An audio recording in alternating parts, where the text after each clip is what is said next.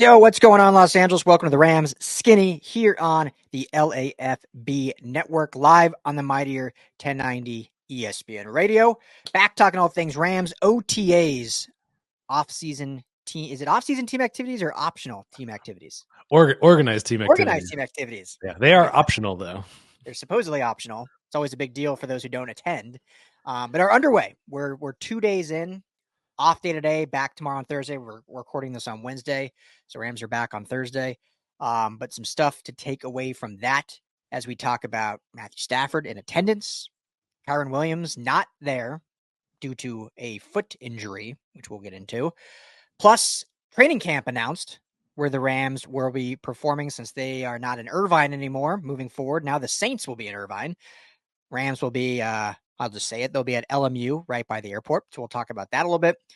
Plus, I think some other stuff we'll sprinkle in as well. So got a great show for you. Thank you all for hanging out, choosing us for your Rams content, as there is a lot of Rams content out there. So we always appreciate you hanging out with us here on the Rams Skinny, always on the LA Football Network. Joined, as always, by the namesake of this show, Mr. Ryan Skinny T. Anderson. My brother, what's going on? How we doing? You know, I had a birthday cake for breakfast this morning because my birthday was a couple of days ago, and you and I were able to get together and celebrate with a couple other people. So you know, I'm in the afterglow of a wonderful birthday weekend. Yes, well, I didn't say it on the show, so officially, happy birthday, happy belated birthday! Another year around the sun. You're loved and appreciated. So glad we got to hang out with you for a little bit, and always treasure that time. So happy birthday! I appreciate that, man. I do have the allergies going on. I always get them this time of year, something about the trees or something. But so if I seem a little foggy or a little bit raspy out there, I apologize. But some part of me is bright-eyed and bushy-tailed. Yeah. Or maybe it wasn't birthday cake; it was a birthday cake shot, and you're just leaving that out of it, and that's why you're a little foggy. But yeah. So anyone, drop Skinny T a happy birthday in the comments. He'll always appreciate that. We appreciate that. But thank you as always for making us a part of your day. Show is always brought to you by our friends at BetOnline. Head to betonline.ag today. Use our promo code BELIEVE. That's BLEAV to get a 50% welcome bonus on your first deposit. We got the finals, Western and Eastern Conference finals for both the NBA and the NHL. So fun stuff to bet on that. Plus plenty of NFL and college football futures. I still love my USC plus 5,500 to win the Natty. I mean, I know they're not the favorite, but 5,500. I mean, those are good. That's a good payout. So go and you can get that on BetOnline. Rams, we said were middle of the pack for Super Bowl favorite. I think they're right around like 13th best odds. So good payout there. It's all that. BetOnline.ag. Tell them the guys at the Rams Skinny sent you. Let's start with some, I guess, I don't want to sound overreactionary because it's May, and by all indications from Sean McVay's press conference after practice, they expect Kyren Williams to be fully good to go by training camp and no issues there. Didn't seem like a big issue. The one thing I want to say, though, that we'll get into, it's a foot injury. Unfortunately, for a guy that was pretty healthy in college, is starting to stack up the injuries now as an early pro. I'll get into that in a second, but just your thoughts in hearing the news that, again, I'm not concerned at all he's missing OTAs. Not concerned at all he'll be healthy by then, but, you know, it's starting to become a trend here, which you don't want to see for a young back. Yeah, and a foot injury, if that's reminiscent for anybody else, that is what he suffered in his rookie year before the season. We were actually out at OTAs that day where he was out on the field, disappeared for a little bit, and then came back onto the field in a boot in one of those wheelie carts where you got your foot up. Yep. And I leaned over to one of the other beat reporters that were there that day, and I said, "Preventative?" She looked back and she said, "No." Yeah. So this is, you know, I don't know if it's the same foot that's not out there. But you know, Sean McVay is not stereotypically. He's typically pretty tight-lipped about this kind of thing and optimistic about these kinds of things at this point in the year, where he always downplays everything injury related, that he's going to be fine and ready for the season. But injuries are a weird thing, especially when you start to double dip into the same foot, the same injury to the same part of the body, a nagging issue, something that Does he need surgery? It's all murky. Yeah. You think going back all the way to Todd Gurley and the murkiness that presented itself even in 2018, that he downplayed it. There's nothing really going on. He's just a little banged up, and it turns out he's got, early onset arthritis in his knees, and he retires after just a few years in the league, or whatever exactly was it. But there's always, you think back to that, the elbow issue with Matthew Stafford this time of year, there's nothing wrong with it. This is the company line that they toe, and you never know exactly if it's just the company line, if there's reality to it, if there's something more than it. I'm not trying to stir anything up, but this is the track record that we've seen year in and year out. Is he's not gonna tell us just straight exactly how it's going. Yeah. Another note in terms of injury is they're taking time with Jonah Jackson to get him kind of up to speed and acclimated to the OTA system. He wasn't there for yesterday's OTAs, but he came out of last season with a bit of an injury. I don't remember exactly what it is off the top of my head, but that popped into my head as something that's, they're kind of floating that out there as well, that he's going to be just fine as well. Yeah. But sure. It's never good. It's not something you want to see. Yeah. Well, and just go into, Kyren's history and his short career so far. You get as you mentioned in OTAs a few years ago as a rookie, the broken foot, comes back, high ankle sprain after that in the season opener, I believe. Then, last year had the high ankle sprain that put him on IR, and then broke his hand in the playoff game. Had to have surgically repaired broken hand, which that's obviously a fluke, hit on a helmet. At least it wasn't, in the knees or anything like that. But now we're, according to McVay, it's a foot issue. So not even related to the hand as far as we know. Who knows how much, I'm not saying he's lying or anything, but who knows really what the story is there. So is it a foot, like, was it something off the field, just like playing basketball happened? Like what, we have no idea. And obviously he's playing it as, it's not a big deal. He'll be back, which is great. But as you alluded to, like, not only is this a trend with the organization a little bit, but it's a trend more specifically with Kyren, unfortunately. And it just shows that, we all knew they were going to draft a running back anyway, because they needed another back on the depth chart. You got to add depth there. Adding who they did in Blake Corum, there was talk, obviously, and we liked Blake Corum. We felt like we wanted more of a change of pace guy, I think, when the pick happened. But I think it shows a little bit, and maybe I'm reaching here, but them coming out and saying we wanted to have this type of back always on the field. So whether it was Kyren or Blake, like, this is how we're running the offense, which I believe is 100% true. But I think it also is revealing a little bit now, like, how confident are they that Kyren can finish a 17-game season? And if they like that style, they really need to do, not just when he's not on the field in a game situation, they can keep that same exact pace.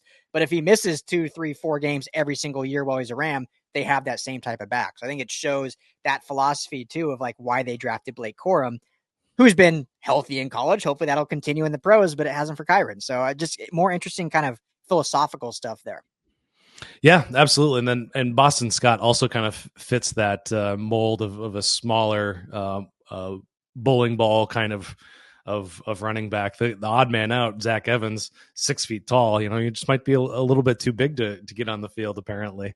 Never heard that before. That Jonah Jackson injury, he suffered several injuries throughout 2023. The one most recently was a knee, which is, never something you want to see from anybody on your football field. But, we came into the draft saying, or into the offseason at least, that they have to add another back to this field that they believe in, that they know can get out there and pick up 4 or 5 yards a carry. So, they did the right thing adding Blake Corum. And just after just another note from the post OTA press conference, McVay did note that Kyren Williams is a maniacal worker, and he pushes himself really hard, and that's part of the reason they want to keep him out of OTAs. Is he hits it a bit too hard, and that's another trait that he shares with Blake Corum, which is kind of an interesting. We've talked about this whole draft class as, the lines that you find in the draft profiles about them. There's every one of these guys, including Blake Corum, there's something about their work ethic. There's something about their hardworking attitudes and their, as we like to call it, their lunch pail mentality. Yeah. Yeah, exactly. So, I mean, if healthy, man, if Kyren comes back, which is, again, we're not making anything up or sounding doom and gloom. It sounds like he'll be good to go. And obviously that's the hope, but if fully healthy, I mean, this is a really good backfield when you look at those two pairs. And then, you have Ronnie Rivers, Boston Scott, and Zach Evans, like you mentioned, which it won't be, I don't think all 5 of them on week 1. But definitely I think a really strong backfield. And Kyren, we saw like how good he was last year when healthy. Missed those 4 weeks, but still, what did he finish? 4th in the league in rushing, even with missing those weeks? I think it was higher than that. I think Maybe it was even like third. I mean, he was over 1,000 yards rushing. And I think I'm trying to remember where I put this out. I think it was on like Reddit, but I really believe if healthy that both these backs can combine for 2,000 yards rushing this year. If Sean McVay commits to the run, which by all indications from this offseason is something they want to do. When you look at the offseason additions on the offensive line and obviously drafting Blake Corum and adding, Colby Parkinson, who's a great run blocking tight end and whatnot. Just with Stafford's age, obviously that's going to be still a huge thing of this offense is the passing game, but it looks like the running game will be more of a forefront. And I mean, there's no reason if healthy that Kyren Williams can't rush for 13 to 1,400 yards and Blake Corum can't rush for 600 or 700 yards. I truly believe that that's an absolute real thing that can happen. And so as long as healthy, I think that's an exciting thing, and we'll see Kyren hopefully in a mandatory minicamp, or I guess McVay basically said he'll be back by training camp. He just glossed over minicamp altogether too. So probably won't see him till late July, but as long as we see him there, then I think there's a lot to be excited about. Yeah, definitely. And, the other bit of news that came out from well, it's not even from OTAs necessarily, but Matthew Stafford is in attendance, which is good news. So did that surprise you at all with the contract stuff? Does it surprise you, or were you like had no doubt he would be there, just the kind of competitor he is? It's always surprising because these guys have agents, and their agents kind of give them the rules to live by when it comes to what to do and what not to do when you want more money. And generally, it's not true for everybody, but, a lot of guys will hold out. I just saw, Brandon Ayuk isn't at OTAs for the 49ers. Justin Jefferson doesn't want to play on an expiring contract. So there's some holdout worries there. But, from what I know about Matthew Stafford, I would say that he's the kind of guy that's going to show up and he wants to win. So what's the most important thing about wanting to win is practicing with your team. So I'm not surprised, but I also wouldn't have been surprised if there was some holdout, especially during an optional time in the training schedule. But I mean, it proves that there's not bad blood on on either side. Some of the quotes from McVay, from that post practice press conference were, he's in attendance, he's leading the way, and we appreciate him for doing that. So, what are your thoughts on this, on Stafford being there, or contract negotiations, all that? Yeah, reading between the tea leaves, it kind of tells me 2 things. One, everything you just said, that Stafford, this is just who he is, right? He's an ultimate competitor. He said it himself, but like if he's gonna play, he's playing to try to win a Super Bowl, and it's hard to do that and act like you're that committed if you're not showing up for every practice possible to make you and your team better. And I'm not trying to come down on guys that skip OTAs. There's a myriad of reasons why guys do, but there is a point of someone saying, I'm the ultimate competitor, I want to win, but then skipping out on stuff where you can improve. And so I think that just shows that he truly is that type of teammate, that type of player. The other piece, I think it shows that there's just no concern of this like happening. I mean, I don't think, not that I don't think him holding out would expedite it, but I think there's just a pretty good understanding on both sides that, this is going to happen. You're going to get more guaranteed money. We're going to make sure you're locked in. I mean, I wouldn't be shocked at all if, what is he right now? A 3-year deal, but only 1 year guaranteed. 2 years is no guaranteed, right? That's what it is. Yeah, 25 and 26. There's $0 of his contract guaranteed. $31 million this year, which is a good chunk of his contract. So yeah, so I would not be shocked at all if it's like it'll stay the 3 years. I don't think they'll extend him past that, just because I don't know if he has more than 3 years left. But Again, I'm not going to sit here and pretend like I know how contract structures work, but I wouldn't something in the lines of like they could probably fully guarantee all 3 years with some sort of retirement opt out or something, some clause in there where they don't just get on the hook for him and Donald both being retired, and yet they're taking up 35% of the cap space. So that's probably all the holdup is like, what's the situation here if you were to walk away that we're not just in cap hell for 2 players not even playing. So, but I think it just shows those 2 things: his competitiveness, his willingness to be that teammate that's there, and also there's really just no concern on either side that this will get done before the season starts. Yeah, I just kind of want to pop over to over the cap and see. Hop on over. What's the Jet situation? I can't remember a similar situation where, I mean, he's the one that signed this contract with these years, without guaranteed money. So it's, that's what I never like. I'm always player first. Like, you got to get yours, take care of family. But like at the same time, like you signed the contract, like why, how are you so upset? And again, this is not specifically at Stafford, just a general thing when you see these things, and it's different for a rookie because they don't really have a choice. So you get your rookie deal. So like the Jefferson situation is different, but when you sign that second or third deal and then you want to redo it, but I mean, I guess teams do it too, right? Like they sign the deal. They're like, oh, we need to restructure you. Like we need more money. So I guess it goes both ways. I mean, this is a little bit different because Rodgers is a bit older, but his guaranteed salary is $1.8 million this year, 3.1 after that, 2025 0, and then the rest of his contract through 2029 is all void years. So that's an interesting one there. But he's signed through 2029. I don't think I realized that. According to Over the Cap, yeah, till he's 46, he's got. So through the life of his contract, his guaranteed money is only about $5 million. It's exactly $5 million. Wow. I don't think I mean, I know he gets hate and whatever your opinion is of anyone's, but it's like, that's pretty team friendly. Yeah, I guess so. I usually, I guess in these situations, they'll extend a guy, give him kind of a big signing bonus up front, other kind of bonuses up front. But extending a guy is when you get in trouble. So he's got to stick kind of within that 3-year time period. And I mean, Stan Kroenke's got plenty of money from what I'm told. So yeah. Couldn't there be some like under the table deal? Like, just keep it team friendly and I'll give you some kickbacks on my other stuff. Like once you retire, do you think this has equity in some of my other holdings or something? Right. Yeah. Well, the official face of Walmart is what I think Matthew Stafford should be. He's a family man. I'm sure he goes to Costco, Walmart, something like that. Oh yeah, absolutely. Well, now, there's all the Colorado teams that Kevin Demoff is running. So, he could have some stake in that, give him some lacrosse stake in the Colorado Mammoth or something. I don't know. But the other wrinkle on this, and then we'll move past, and I wanted to get to Steady Bennett anyway. The old prodigal son has returned. The love for Stetson Bennett's wild. We'll get to, but you look at this quarterback roster too, and this is why we were so. I know we got some hate's not the right word, but we got pushback on this during draft season when we were pretty adamant the Rams should take a quarterback. They obviously did not, which whether you agree with that or not, but I think they had a great draft. But our biggest thing is like, what is the plan for after Stafford?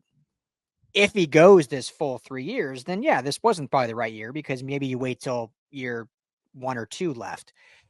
But as it stands right now, like getting this done ASAP and put away is very important because there is no succession. I don't care what anyone says. Like you can try to sell me this most staunchest Georgia football fan can try to sell me. As it stands right now, I'm not hand to heart. I'm not saying it can't happen in the future, but as it stands right now, Stetson Bennett is not the future of the Los Angeles Rams. And if he is, this is not going to be a very good football team for many years. So, and obviously Jimmy Garoppolo is just on a 1-year deal. So, I mean, he's just going to be gone after this year, most likely. And then Dresser Wynn is on the roster other than that. So there is no succession plan right now. You can comment all you want, do it, drop him in the comments if you guys really think Stetson Bennett's the real thing. And he might be. I hope he is. That'd be great. If you turned a 4th-round pick who was out of the league for an entire year, who's turning like 42 next year, and you can turn him into the franchise guy, then great. He can be the next Dieter Brock. If any old Rams fans know Dieter Brock, the old rookie, as his nickname was, I believe, then great. but there's no true succession plan. So, and I don't know why I'm getting all like loud and passionate, but it is imperative that this does get done, which I believe it will, because there's no other options. It's not like with the Packers and Rodgers, and there was like, oh, what are we going to do? It's like, okay, well, we have Jordan Love that we think is ready, and he showed last year that he was ready. It's not like, I don't think they made the right choice personally, but it's not like the Vikings with Kirk Cousins that had a top 12 pick and had a good draft class that they were like, okay, we're going all in on the draft this year. The Rams aren't like that right now, and they might not be like that next year if this team is as good as we think they will be. So it's imperative you lock Stafford in, you keep him happy for the next 3 years, because there is no succession plan. Here's another contract, more similar in age to Matthew Stafford. Hot conversation around Kirk Cousins. Give me the name yet. Let me see if I can guess it. Oh, what'd you say? I said, just don't give me the name. Let me see if I can guess it. The contract. Oh, go ahead. Yeah. Well, you got to give me the years and stuff first, right? Sure. Yeah. Okay. 2024. His cap number is 25 mil. Guaranteed salary of $12.5 million. 36. That's age 36. 2025, age 37. 27.5 million guaranteed. His cap number is 40 million. No guaranteed money for 2026 and 2027 when he's 39 years old. It's not Kirk Cousins, right? Because he's fully guaranteed. Is it Kirk? Kirk Cousins, yeah. Oh, okay. I thought he signed a fully guaranteed contract. Okay. Captain Kirk, there you go. Yeah, $40 million guaranteed over the next season. So, I don't know. and I don't agree with this, but they did draft their succession plan already. I mean, there's some logic to it. I could be talked into a Michael Penix situation, especially with a guy coming off of a bad leg injury. Yeah. They're obviously just much higher on their roster as it stands and didn't think the 8th overall pick would aid them in winning a Super Bowl this year. I'm not there yet. I don't know if that roster is a Super Bowl roster yet, but, agree to disagree. I knew that we were the most influential Rams podcast out there. Wink. We know that Les Snead and Sean McVay both listen. Kevin Demoff probably listens to our show religiously. They're always sliding into my DMs, asking my opinion on everything before they do it. But I didn't know the Atlanta Falcons were listening to the skinnies when Ryan Anderson says always draft a quarterback. They took it seriously. They sure did. Took it seriously and did it right off the bat and shocked the world. Wild situation there. But it's tough because we're obviously rooting for Raheem Morris, but it's like, it's not a great look. I actually don't know the right answer to this, but I want to know what other people think would be a fair deal for Stafford in this situation, because really what it comes down to from our perspective is cap number. How team friendly is the cap number, and we know that the Rams front office is just really magical at making sure that everything fits under the cap and everybody's happy and gets paid correctly and keeping the guys they want to keep around. So and making those hard choices about the guys that they're willing to move on from. Yeah. Well, I think the Rams have proven too, they in reality, they kind of overpay in a way, or they spend too early, but then they're not shy to cut bait and just eat whatever they have to eat if they need to. But we've seen, I think, many times where they probably overpay a bit or just do it a year too early, but it's obviously worked out. They've been a great franchise since McVay's been here. They've won a Super Bowl, gone to 2, so not knocking them for that. But I feel like it's probably, in this market, even with his age, it's going to be close to $50 million a year over the length of his contract. What do you think? Yeah, like I said, I don't know.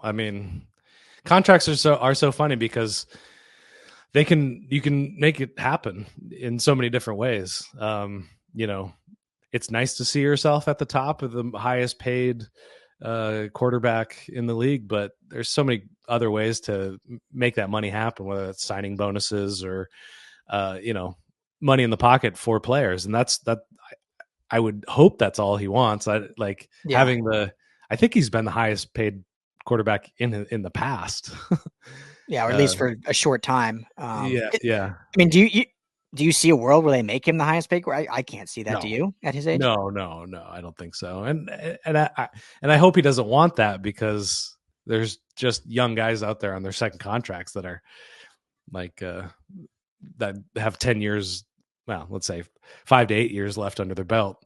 I mean, I think Max Stafford ends his career in 2, maybe 3 years from now. Yeah. I mean, I think that, and just alluding to it again, and you mentioned the cap number, and we allude to this, but we'll just say it. This year, the cap is $49.5 million. Next year, $50.5 million. In 26, $49.5 million.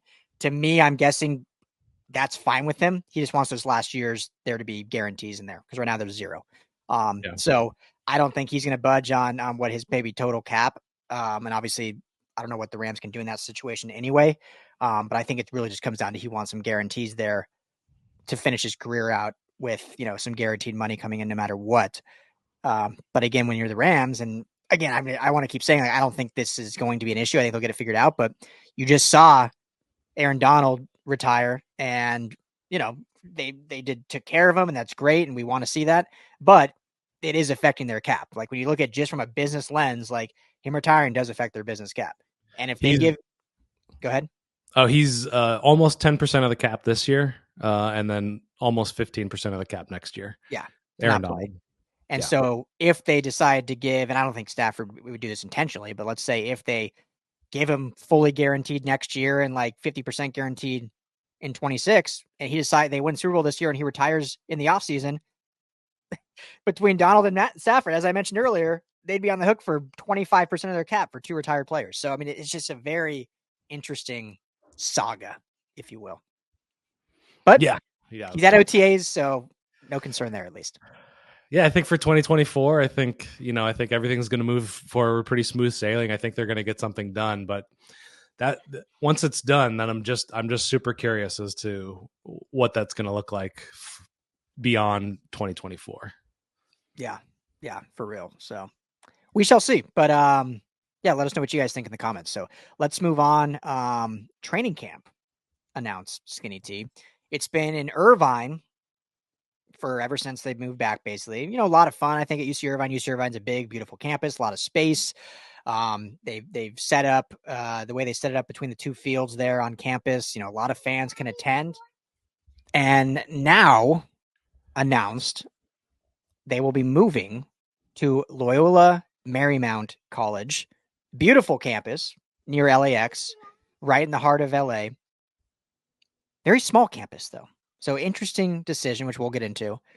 The Saints now are moving to Irvine. They're moving their training camp to Irvine, so still football in Irvine. So I don't know if it was the Rams wanted to move, not be in Orange County anymore, if it was just a contract thing or whatever. But yeah, they get replaced. And then also, just to throw it out, the Raiders also are taking the place where the Chargers were in Costa Mesa. The Raiders will now be in Costa Mesa. Chargers will be at their new facility in El Segundo. So the Rams and Chargers still stay close geographically for training camp, which is nice for us in terms of coverage. Real quick, before we get to even the Rams and LMU, just what's your thought on 5 NFL teams, because the Cowboys up in Oxnard, 5 teams in SoCal for training camp? I mean, it's the new spring training like Arizona. Yeah, I think it's great. The more the merrier. We've got the infrastructure for it. I remember looking into how the Olympics were going to play out, and they're like, we're going to be fine. Like usually some cities have to build up infrastructure for that. Not LA. We're good. I mean, we still have to build out our public transportation for it, but that's a different story. But, I think, the more the merrier. Get them all down here, like maybe have some sort of big festival, built into it where, joint practices are being held, which are always hotly contested. A lot of fun to go to. That's when Aaron Donald was holding a couple of Bengals helmets, just waiting to take a swing at somebody. Right. I'm not generally afraid of people that are that much bigger than me. But even just looking at that photo makes me afraid of that guy. Yeah. But yeah, what are your thoughts about Cowboys, Raiders, and Saints kind of infiltrating Southern California? Yeah, well, yeah, obviously the Cowboys have been here for a little while, and the Raiders have moved all over, especially with they were in Napa for a while, and they were out in Vegas. Now they're in SoCal. I think, it shows me 2 things. One, I think the Saints kind of tipped their hand, because the Saints have actually been out here for joint practices multiple times against the Rams and Chargers. So it's almost like they tipped their hand of being in SoCal. But I think the main thing it shows is, while the market is still growing specifically I know fans will hate to hear this, but just some facts here. It's still growing, a work in progress for diehard Rams faithful and the guys across town, Chargers. Like it's growing great. Teams are doing the right things, but it's still a growing market because of so many years with no football. But it shows that the LA market in general is a huge football market. And while they're growing for their 2 home teams and it's getting better and better, football in general is huge here. So when people say there's no like football fans in LA, it's just not true. It's just, there wasn't teams here for 20 years. So you've got to grow that up. But it definitely shows me that there's a big football market. Obviously the obvious things, the weather's great. Like, why wouldn't you want to have training camp where the weather's good? It doesn't get too hot. So you're not out like in the Midwest or the deserts where, people can have heat exhaustion. Like, it gets warm here. All right. It gets warm. Like, it feels like when it's 82 that it's blistering hot, but it's not like 118 where other places are. Like, the Vegas Raiders were in Vegas, in Henderson last year for that. It was probably brutally hot in July. Yeah. And so the weather is probably a big factor too, but I think it just shows that there's tons of fans here that will want to attend these things. Yeah, 100%. I mean, LA County itself, by itself, has 10 million people. You're not including San Bernardino County, Santa Barbara County, Orange County. I mean, there's a reason we're one of the biggest media markets in the world, and I would love to see all 5 teams kind of working together to make it get some cohesion to it, work together and make it into a giant event, which is another thing Los Angeles is really great at doing, is spinning up festivals and creating spectacles and things like that. So that's definitely an opportunity. I'm gonna miss going to Orange County though. I didn't really like the commute down there, but once you're down there, weather's beautiful. UC Irvine, you're not going to miss it? I'm not going to miss it. No, Oh, I hate going to Orange County. Well, it gives me a little vacation from LA. So it's a little cleaner. It's a little bit a little bit more mellow. But it grew on me, and heading to the Classic Q, writing my articles after. If you're ever in Classic Q, yes. Yeah, they got plugins for all your devices and beer and cold beer. That's right. The Classic Q is great, so we'll miss that. I've never been to LMU campus, but you've got some experience on that campus, and I mean, the great thing about UC Irvine, it was a beautiful setup. I would attend both Chargers camp and Rams camp, and the difference was incredible. I mean, the Rams camp, you could walk all over. You could find a nice spot, a corner to see all the good action, whereas the Rams was like, you're kind of set back from anything. If they're on one field, you can't see a darn thing. The other field, it was a little bit better. But, yeah, I mean, that UCI campus was perfect for it. So what are your thoughts on that? Yeah, I mean, they made that setup, and it was just a huge, huge area, Irvine. And they made it really fan-friendly, as you alluded to, and the way they had, you could basically, I don't know if it was a full 360 or was it just like 270?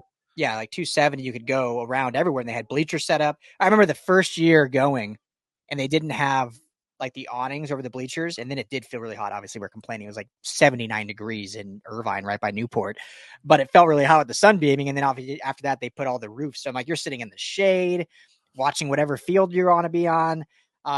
They had, drinks and food you could get. Like it was a really good fan experience for training camp. And so for that reason, I'm a little bummed. LMU is a beautiful campus, and I love it's closer to us now. Like, it's in LA. There's still Rams and Chargers are gonna be very close, like 5.3 miles apart between LMU and El Segundo.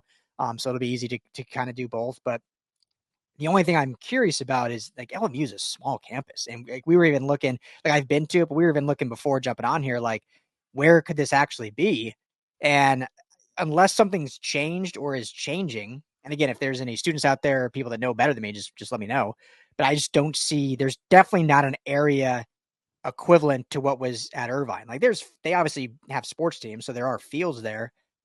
To me, there will not be a similar scenario to what we saw in Irvine, where, 13,000 fans on opening day and all this. Like, I don't see where you fit that. Even the fields itself are smaller, so they're not going to have the large. I mean, they had 2 fields plus like a huge area in between each field. Like, they don't even have that much space. So to me, that part is a little puzzling when you look at, and obviously these are, contracts and the schools have to agree, but when you look at how many options are in LA to where you could do these things, that is a little odd to me. Not anything to do with LMU, the location or that, just the size. Like, I just don't know where they will fit. Your thoughts? Yeah, I've only seen it on a map. I've never been on the campus, but yeah, it's tucked in there. It's right by the ocean, kind of right north of the Beautiful up airport. on like a little hill. Like, it's really Yeah. beautiful. Yeah, I just, I liked the setup in Irvine a lot. So it's got some tough competition. But you were saying that this is a temporary move anyway, because they're going to move to another facility, not their permanent training facility in Woodland Hills, but another one. Well, I mean, I have no sources on this. This is what I believe, but I think once yeah, I haven't heard this. It'd be nice. Maybe I'll break it. But I feel like once USC finishes their brand new gorgeous facility that they're building on campus, that makes a ton of sense to do training camp there, because it's the old Coliseum they used to play out is right there. It's closer to SoFi, but it's still not at their spot. Probably, most likely, once their Woodland Hills facility is done, they'll just do it there. I'm guessing their new beautiful facility up in Woodland Hills. But some teams still do training camp different just to get away. But the USC just makes sense if that's done before Woodland Hills is. But we'll see. But yeah, when you look at it, I mean, UCLA would have made, I think, more sense. When you look at Drake Stadium, they could have done it there with how beautiful UCLA is, and you have like some seating there and stuff. So good for LMU. I think it's cool. I'm a little perplexed in terms of size. So maybe they're just thinking like, hey, this is a 1-year thing. Not going to be able to have many fans there, but we'll bite the bullet. And I don't know. Yeah. We'll keep it by the ocean, get a little ocean breeze, keep it cool for the guys. I don't know. But yeah, I think somewhere in Pasadena would be nice, because that's 10 minutes from me. Pasadena would be great. Yeah, I mean, I'm trying to think of other. I mean, you mentioned before the show, like Pepperdine. I haven't been on Pepperdine's campus in years, so I can't even remember what their facilities are like. But that would have been cool, right in Malibu, overlooking the ocean. I'm always biased to Long Beach State since I'm an alumni there. They've got more size for sure. You could have more size at Long Beach where their like soccer fields are is a pretty massive grass area that you would be able to set up stands and whatnot. Trying to think of other like LA, Long Beach City College. But you never want to do it. It seems like training camp, they don't want to do like a pure like stadium. Because you need like 2 fields to get everything done, right? Yeah. So you have to have that 2-field optionality, but so we'll see. I'm excited to see what the setup is. Maybe I'm completely wrong. I mean, maybe there is a huge area that I'm just like missing from looking at a map, and I just look like an idiot, and they're going to have like a huge, awesome spot, and it's great. Because if that's the case, LMU is perfect. I mean, the location, the campus, I mean, all that's, I think, great. It's just, to me, it's just the size. I don't get. Yeah, well, hopefully, I mean, they do it upright for those things, so I think they'll they might have it figured out. We'll see. You would think, yeah. It seems like they're smart people, know what they're doing. So, yeah. But they have, as McVay said, they have been holed up in their temporary facility now since he's gotten there. So maybe they don't have it figured out. I was trying to figure a way to get that video in here where he said he was in jail and he's been stuck there for years and years. And they do those team report cards about how good or bad these different facilities are, and the Rams come in towards the bottom on those lists. Yeah, because they're in trailers. Cal Lutheran in some trailers, some double wides. Yeah, we've been there. I mean, it's not like it's like atrocious, but it's literally trailers. Their weight room facility is literally a double wide trailer that they're in. Yeah, they roll up the garage doors, and that's the gym facility. Yeah, and they do the press conferences right outside that gym. Like, that's their professional football gym facility, is smaller than like your local hotel gym almost. It's wild. A couple years ago, I went to the UNLV facilities in Las Vegas there, and that blows that place out of the water like tenfold. Yeah, I mean, USC, UCLA would blow those out of the water. So, okay, let's end with that, because we're running out of time here anyway. So let's end with that, though. I get that when the Rams moved here, and this is just, there's no facts here. This is just 2 guys talking about this. So when obviously the Rams moved here, Kroenke's first objective was SoFi. And that was a huge undertaking. Obviously, $6 billion when it came out to, he fully financed it. So I get the other facility, or the main headquarters, got put on the back burner. I'm just still curious, though, how it's still taking. They haven't even broken ground yet, really. Like, they finally bought like a plot of land. I think it was last year. It was announced, this Woodland Hills facility, and maybe they've started like flattening stuff, because I think it used to be like a mall in Woodland Hills, but they haven't started constructing anything. we're now going on 4 years since SoFi was finished in 2020 for that season. We're going on, what are we at? 8 years since the Rams moved here. I'm not going to sit here and pretend like I even know what $6 billion is like. And I'm sure this new facility is going to cost $1 to $2 billion. So, you're looking at $8 billion total. I'm not going to pretend. But between Kroenke, all his ventures, his wife, who's a Walton family, like, I'm not saying it's chump change, but it's one of the richest owners in all of sports. I don't think he couldn't foot the bill to also finish this. I'm saying all this that I'm just genuinely surprised that it has taken this long. It'll be basically 10 years that the Rams have been in LA before they actually have a home facility. Like, that is just wild to me. Yeah, and you think about the amount of time that they actually spend there versus in SoFi, which is SoFi is a way that they can extract income for this team, so that should come first. But yeah, I've only heard horror stories about trying to build within LA County, LA city limits. I'm sure they definitely don't make it easy. So I'm sure that's a big part of it. But like, and to that point, you're 100% right. But like, so Chargers obviously a different situation because Spanos didn't have to pay anything for SoFi, so the money is clearly different, right? But they're opening their facility this season. It'll be open this summer for their training camp in El Segundo. So they had to go through all that normal stuff of buying property, going through the red tape, and that. Kroenke got his money in real estate. Like, he's like a real estate mogul. Like, that's what his fortune came from. And obviously now he has his wife's family as well, but his fortune came in real estate. Like, that's his bread and butter, right? Like, he bought Hollywood Park before even moving the Rams. Like, he owned that, and that was his like crutch to the NFL to say, I already have land, let's go. I'm not sitting here complaining. It's just very surprising to me that you have this $5 billion company and no home for him yet after 7+ years. That's crazy. Yeah, and heading into today, we were talking. There was that survey that came out about how terrible SoFi is. Yeah, weird. Yeah. It's like they did it up beautifully. But like you think about like some of the other beautiful facilities that are out there, Jerry World, and like there's I just. Obviously it's different. Texas is easier to build in. It's a lot of flat land out there, and they can make their dreams come true out there. But the Rams aren't without blame for kind of missteps of how they re-landed in LA and trying to build this fan base. And we have thoughts about ways that they could build their fan base, maybe include some other media sources out there. Maybe. Just a suggestion. Since they listen to the show every time, like, we'll just put that back in their ears, right? Why didn't we think of that? Yeah. But let's set Sean McVay free. Let's get it done. Yeah. At least give him like just at least like drill a window in there. Give the guy a window. Just give him a window. Those are load bearing walls, man. You just can't tear that out.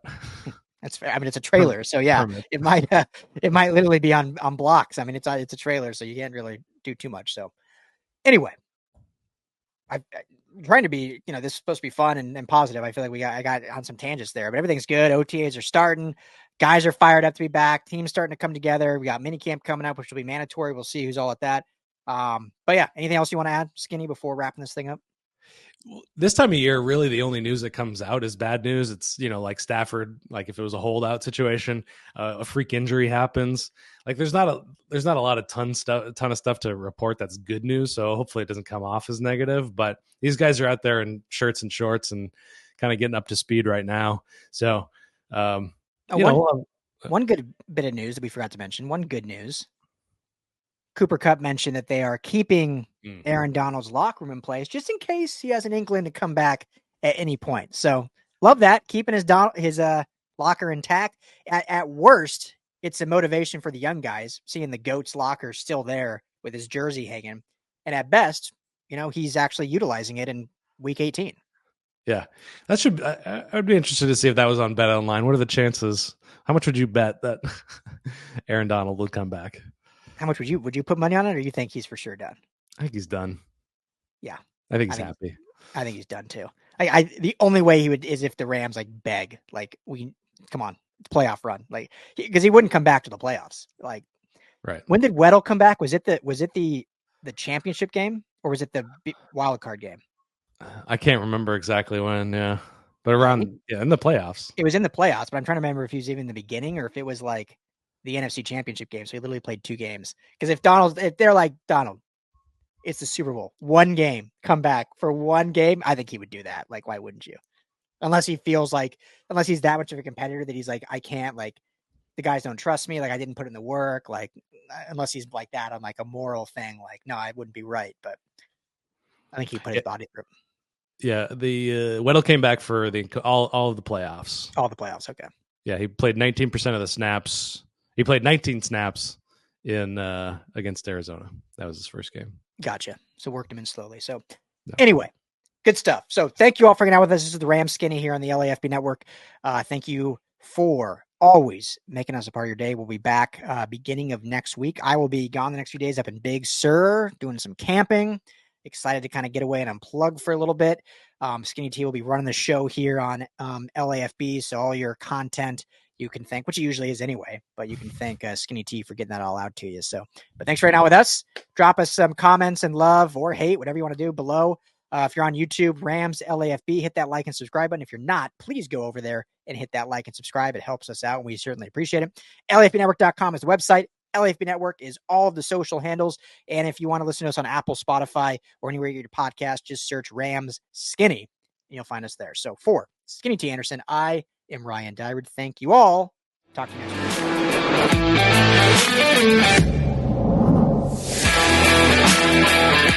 week.